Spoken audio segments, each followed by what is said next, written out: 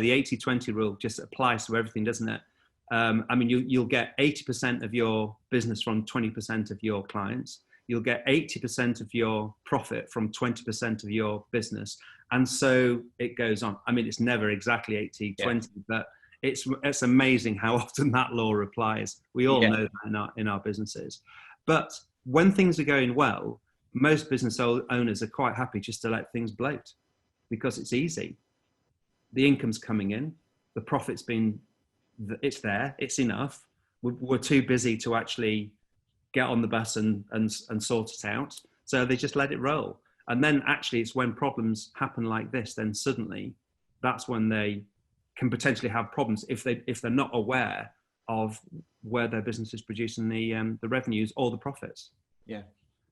Based on that, I've got a kind of a three-part series of kind of questions, and I'd love you to give insight. The first one, which we covered on a previous episode, but it'd be good to refresh, and also people who haven't seen the previous episode, is about pitching for clients, especially in the agency world. And I know, Strawberry, you didn't do that, and we covered that on why you didn't do that and the implications of that. So that'd be first one in terms of why you didn't pitch, because there's many people that just believe that's the industry. You need to be in it to win it, and what's involved in that. Two is then, again, from an agency point of view, a client amends and changes. You know, if you've agreed a project and a client keeps coming back and changing their mind and making changes on that project, how that affects profitability. I know you're smiling there. And number three, which actually is a topic yesterday I was speaking with our team about, is sacking your customers, which sounds crazy when you think of that as a title, but, you know, speak about what you've just spoke about a business being too fat and not having profitability.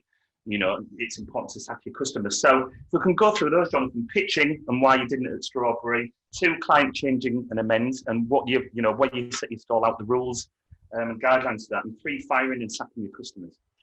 Pitching's a weird thing because it is very industry standard, and clients new clients potentially will come to you and say, well, we're going to speak to three agencies and we want you to pitch to us your ideas and things like that, which is nonsensical to start off with, is it? Because the premise of pitching is the agency gets very excited and they'll get their pitch team onto it, which is generally their A team, and they'll go in and try and do their pitching dance to the client, and then eventually, quite often it comes down to price, personal preference, what the chairman's wife thinks, and so on and so forth.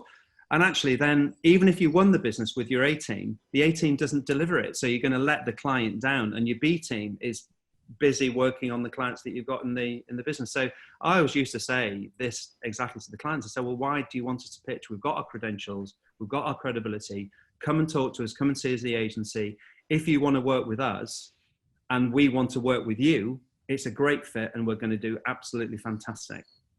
And then that moves on to the next part of it, because quite often what you do in a pitch moves on to how the actual work happens. And that's sort of when the honeymoon period is over.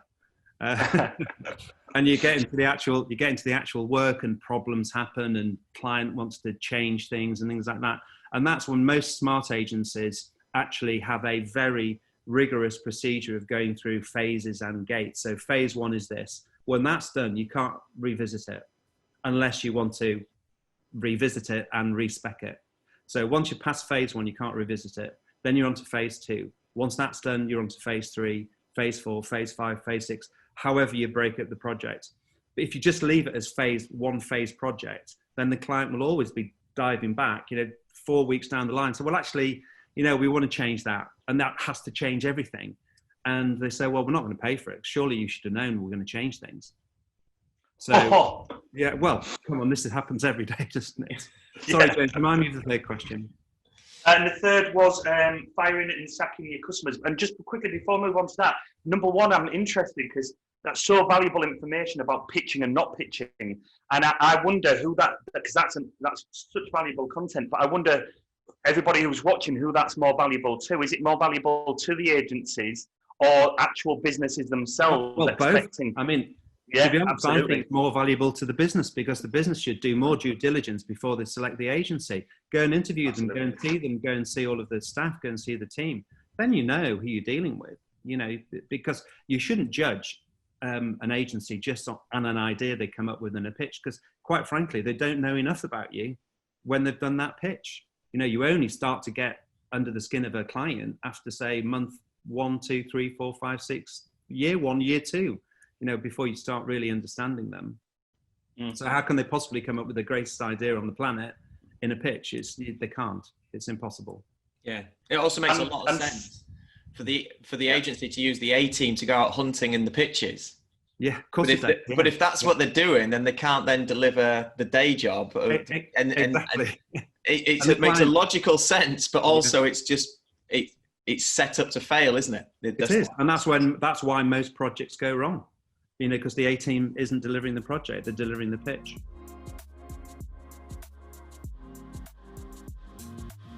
Thank you so much for joining us on the Business Lockdown. Please comment, like, share, and subscribe to help build our global community.